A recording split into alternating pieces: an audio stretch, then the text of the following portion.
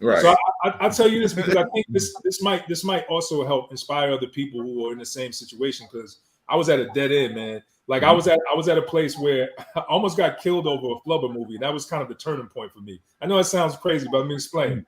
So I'm selling these bootleg movies, right? And I used to hustle like right behind the projects at this like little convenience store, right? And so I would be there like 2 or 3 o'clock in the morning, sometimes after the club lets out. So I'm out there and I'm doing my thing, right? There's a guy comes up and I sold him a bad movie one night, and he's like, "Yo, man, I watched this with my daughter. The guy got up in the middle of the movie and he walked in front of the screen. I want my money back." And I was like, "Well, when you go to watch a real movie and a guy gets up and walks in front of the screen, you can't get your money back." And I thought that was pretty clever. But he didn't.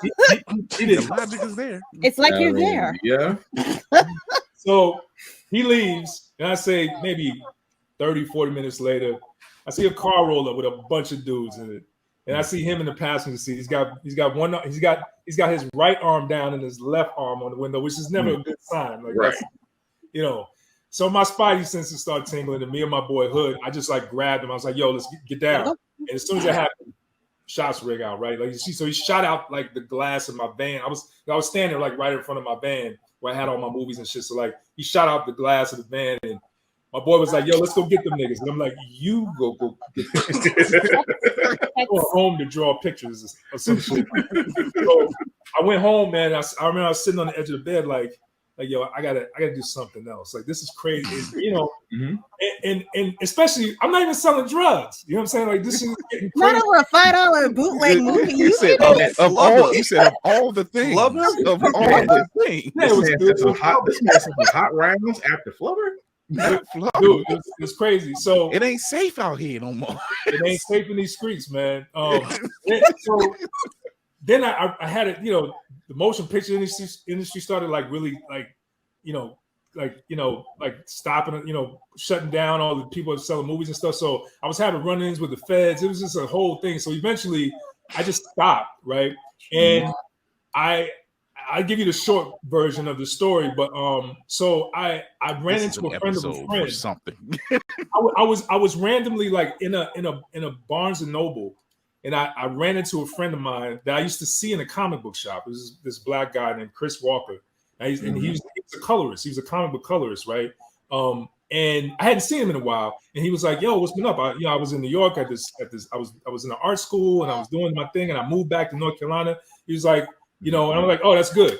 So we part ways, and I run into him again, like literally like 2 days later in the same Barnes and Noble. By the way, I'm in Barnes and Noble depressed because I don't know what the fuck I'm gonna do with my life, and I'm sitting there drinking green tea and reading free books because I can't pay for them. So I'm like, so I run into him again, and he was like, "Yo, there must be a reason we keep running into each other." He was like, "Why don't you come by the crib?" Right? So I go by his house, and he and another friend of his were working together on a comic book. Right, and I don't know if you guys remember this, but it was a comic book called Arcanium. It was Chris Walker and LaShawn Thomas, right, who's also now doing his thing, right? And so me and LaShawn clicked, and literally a week later, LaShawn and Chris Walker have a fallout. So now me and LaShawn are rocking out.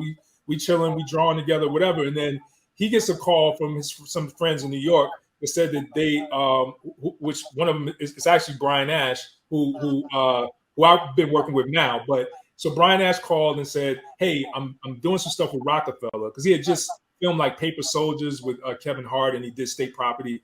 And he was like, "I'm working with Rockefeller. They just signed Beanie Siegel, and he wants to do a cartoon, right? And LaShawn was so busy with the comic book, he was like, "Yo, do you want to take a stab?" And I was like, "Sure." So I started doing some designs, and I submitted them, right? And they were like, "Yo, we love them." They called us out to New York. We go to New York, and I'm like, this is like my first opportunity to actually like get my foot in the door. So I'm in New York with like Beanie Siegel in the studio, and they got like like syrup everywhere and banana clips and Uzi shit. Like, this is why I stopped selling CDs. I'm sitting there drawing and shit, like working on the cartoon. And then Beanie Siegel got arrested for attempted murder. Oh.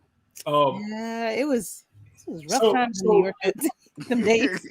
So it killed the cartoon, all puns intended. And I went back to North Carolina. I'm like, yo, this shit ain't gonna happen. Whatever. And then Brian Ash, I kept in touch with him, and he moved out to LA. And he was like, yo, you really need to come out here. That's where it's happening, right? So, so eventually, I wasn't convinced that, because I'd never been to LA. So I'm like, I don't know about going to LA. I don't know anything about it. You know what I mean? And I don't know. I was doubting myself. I was like, I don't even know if I got what it takes to survive. You know what I mean? To survive there, much less actually get a job. I'm thinking everybody goes there who thinks they have talent. It's just, and so my ex-wife, she actually put in a 30-day notice at the house, and she didn't tell me until we had 2 weeks left. Because she knew I would stop her if she told me ahead of time. And she's like, we're going to LA. And I'm like, what are you doing? Like, yo, are you serious? So we got my mom to watch the kids. We had kids and everything, right? I'm like, this is crazy. So we literally packed up everything, moved out to LA. Now, here's what's crazy. So so I get to LA, right? And Brian let us stay with him until we get on our feet. And it was a Saturday, and he doesn't, he observed the Sabbath. He was, he's Jewish, so he was like, "Here, you got the car." So I go on a drive, and I never been in LA before. I'm with my ex-wife, and I see Melrose. So I'm like, "Yo, let's go down Melrose." So I knew Melrose from Melrose, the TV show. Like, so we turned down Melrose, and I see this little black guy walking down the sidewalk with a Huey shirt on, and I'm like, yo, I think that's the guy that does the comics. I think that's Aaron McGruder. Shut up. Right? So I jump out the car. Shut up. I jump out the car, and I just start harassing him. and at the time, there's no Boondocks show. He was doing a comic strip, and I was like, yo, I draw and I write, and I did this thing with Rockefeller, and I just started kind of giving him my whole resume, which wasn't much, but. So we exchanged information. I sent him some of my work, and then he met with me, and he was like, yo, he said, I got this comic strip. He said, and I need some help on it because it's really like stressing me the fuck out. Can you help me with the comic strip? I'm like, nigga, what? So appropriate response. Yeah. Right. So I'm like, yes, I take the job. And at the time, I had also got a job at it was like an electronics store. It was Fry's Electronics in LA. And I didn't want him to know I had a regular job. So he would be calling me like, yo, where the strip at? And I'm in the break room like, it's coming, man.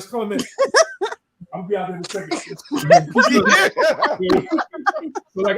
I'm working on this shit at the same time as I'm doing this job. And it got to a point where I couldn't juggle both. And eventually he asked me, he's like, yo, what do you do? What else do you do? And I had to come clean. And he was like, well, yo, you should work full time. So I started doing the comic strip full time. And then when the show got picked up, that's how I got onto the show. But I started out doing the comic strip. But literally, this happened. But I'm gonna tell you honestly, even before running into Aaron, I had this mental picture in my head, like I could see it, and I couldn't. I didn't know how it was gonna happen, but I could just see it, like I could taste it. Like it was. That's why I always tell people, man, visualization. It's not no bullshit. Like if you can, if you really, if you're vivid about where you want to be, and you can see yourself and know that this is what you're meant to do, and you put all of yourself into it, bro, that should have happened. You know what I'm saying? Like the universe will just start moving pieces and putting things in the right order so that you can have those kind of opportunities. The fact that pass the collection plate, pass the collection plate, pass the collection plate for that sermon. Black Jesus is working. for that lovely sermon, Brother Jones. We're gonna pass the collection Black plate. Jesus agrees. Oh, it's hilarious. He agrees, man. There, Candy B, what's going on, Candy? Hey, Miss Candy. It is. Tafari is on one tonight. I swear to God. So he said that bad business meeting Doug Nipson had in season 3 was based on real life. That's hilarious.